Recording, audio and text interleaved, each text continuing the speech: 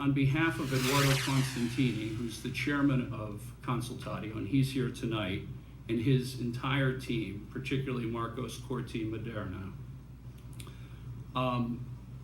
they bought this property, Mr. Constantini bought this property in 2009, and I think that all of you can recognize through our commitment in the last year or two that we share the values of the village, particularly the commitment to excellence in design and sensitivity to the community. That's evident from what we put before you tonight. Mr. Chairman, member of the council, I am here today to express the importance for my company of this project. As John said, we bought this property in 2009.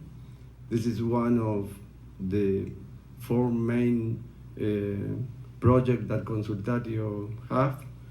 We worked very hard, we were very involved, and in these 2 years, we had the opportunity to work with the village, and I personally had many meetings with Mr. Kaplan, and from those meetings, I understood, and Consultatio too, not only the importance that you give to this project, but the willingness that you have to make the best of this project.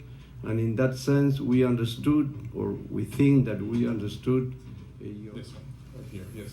And you can see here how the project has been changing slowly, as you can see the removal and the eventual relocation of the towers to a different position, and eventually evolving into what I'm going to show you today, which is essentially two buildings that are linked by a suspended volume, a bridge. And I'll tell you a little bit more in a second about it. Good evening again, ladies and gentlemen. I'm Steve Helfman. I'm the village attorney, and I'm gonna, again, this evening is August 22nd, 2011.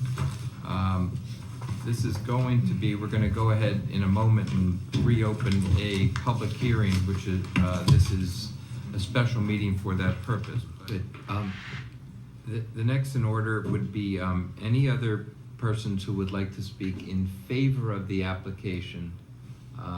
Anybody else from the community who is in support of this application that would like to speak in favor? Mr. Combo.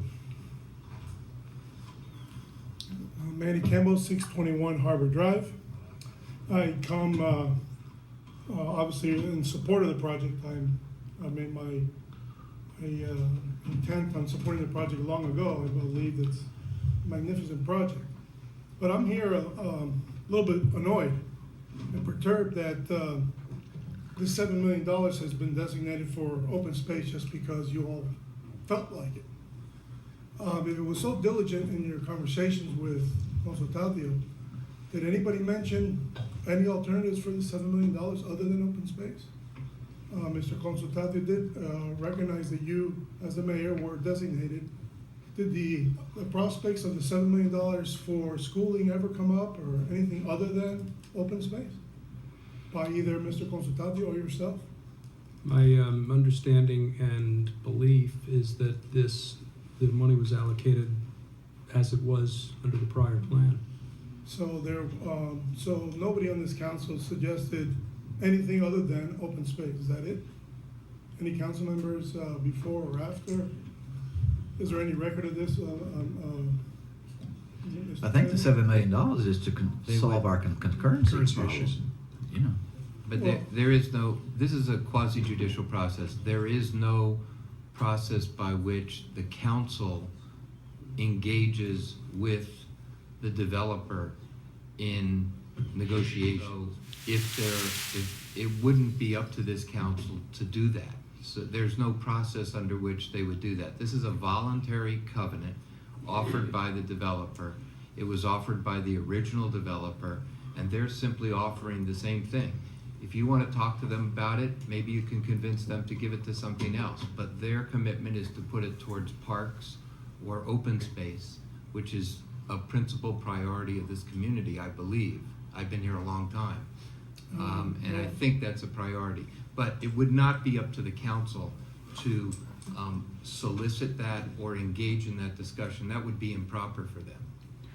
Okay, so if the interests of the community are in tow here, and the contingency of concurrency is basically self-imposed, as has been acknowledged by this council, and there has been obviously a lot of discussions in this community, as Mr. Shubin mentioned about the debate about what this project should mean for the community, then schooling has to have been part of the conversation.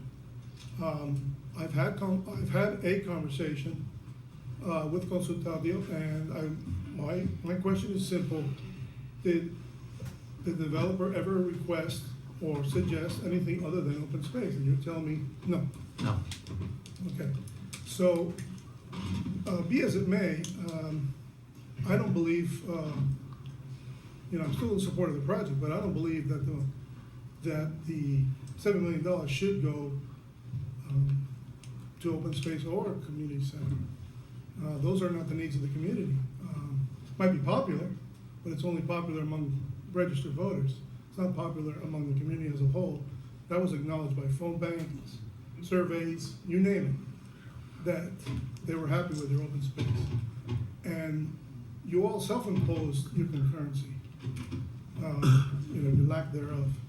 So I wouldn't approve this plan today. I don't think you should approve this plan today. I believe it's, it's been acknowledged here that it's still incomplete in terms of landscaping plan and stuff like that. So I'm really disappointed because everybody knows the needs out here, and every municipality, whether it's here, Washington State, New Delhi, India, every community must educate their kids, especially if they can. And we had discussions back in February, where any of these meetings after that February the 15th meeting, the last time I was here, talking about the deficiencies at the elementary school. So there is issues here that if they're diligent, in fact, like Mr. Shubin said, that you have conversations that are diligent, I don't see how it's either illegal or improper for you all to consider that these $7 million don't go to open space. Now, does that affect their covenant if the village were to use it other than those designated by their suggestion? Yes, they can't. So the village can't? No. Okay, now what about the effects on the parcel and parcel of the impact fees? Are the impact fees completely separate from this covenant? They have nothing to There do is with each no other? impact fee. So the county is not being paid, or it's been waived, or what's the status on the impact fee? Any impact fee owed to the county is paid to the county. Okay, and those impact fees are designated for schooling as well. Has the council done anything about making sure that that impact fee goes to the impacted community, which is Key Biscayne? Or is the county free to spend the impact fee anywhere it wishes? I mean, these are issues that are of interest to Key Biscayne. I want to know if this is going to be acknowledged before this plan is approved, because the impact fees are associated with this development. So We don't have control over the conversations about that at county's all. money. We don't have control over what the county's own funds. That's not true. We, That is not true. If you're okay, man, I don't want to get into this debate right now. This is about the site plan on this It's issue. about the impact fees. Okay, but it's about the impact fees. We can talk about that later, but let's talk about the site plan. You were up here. Oh, I think the site plan is beautiful, Well, but I want to approve a plan, it improves all the details of the plan. And I think that one of the details is the $7 million covenant. And from what I see here, if the needs of the communities are not met, the variances are being bought. It's that simple. I want you guys to seriously consider that, because that's how it appears to the people on TV who are watching it on TV. I might be the only person up here to say this, and I know it might annoy you, but that's a $7 million covenant, and there's deficient facilities here that has to do with education, and that money could go to there. And if you guys could care less about kids and education, how come underground utilities isn't considered? I mean, there's a storm on its way. I've had enough. Our concurrency is imposed by the state of Florida. I don't understand the We master had plan. to adopt a means to satisfy it. That's what our self-imposed constraint is. The questions that you've posed about how this was negotiated was, I think, replicated by the original covenant from 2007. The concurrency standards cover a lot of things. You've heard testimony tonight about the fact that the developers will apply the money towards open space and recreational needs. So we thank you for your comments. We've noted them. Thank you. Okay, one final question. If you purchase the open space, in the case, your choice, can you, and I ask this to the city attorney, if you do purchase open space, a land for open space, can a facility be put on that property that you purchased, that $7 million? A multi-use facility with recreational facilities and all that, but can it be used for a school? If the village were to buy the land? I don't know. Okay, then I've asked the questions I wanted, and I hope that you all as elected officials pose these issues on the legality of that. Because if you do buy open space, it should be, used for school. Thank you. And I've learned over the years, there's certain issues that are village issues or city issues and other issues that are our issues, but I don't want anyone to think that we're being cute on the issue of the $7 million contribution. That $7 million contribution, as has already been pointed out, is a historical remnant of the previous covenant. And it is actually directly linked to your policy with respect to concurrency and open space. It's a much bigger debate, but as many of you may have read, in the last legislative session, the state of Florida has provided local governments with the ability to opt out of this requirement.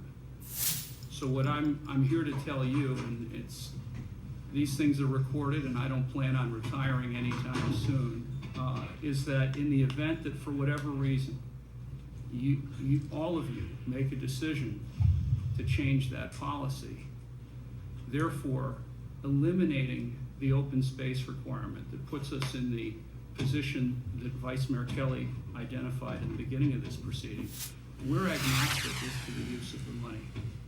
That commitment from Mr. Constantini is not going to go away, but as long as you reaffirm your commitment and it becomes an integral portion of our ability to get certificates of occupancy, I think you can appreciate how we want that money dedicated to the open space. And of course, there is 1.5 million dedicated toward the community facility. So again, I'm not going to get in the middle of what is a debate that you all might have in the next year or two, but from our perspective, and again, Mr. Constantini's perspective, in the event that there is a shift in your policy, I don't want you to think that we're going to pull the money away because it was specifically dedicated for that purpose. And if anyone wants us to clarify our position in the covenant, we will gladly do so. So again, I think that everything is properly before you. All the recommendations have been, I think, affirmed. There's competent, substantial evidence in the record. Again, we thank you for your patience, and we hope that you see it appropriate for the village and its residents to give us an affirmative vote on the issues before you. Thank you. Thank you. The subject of the concurrency, compliance, and the allocation of the money. And this is a question, not a request. Schools is part of concurrency. Yes. And so with the, I'm not reaching a decision, but I'm musing.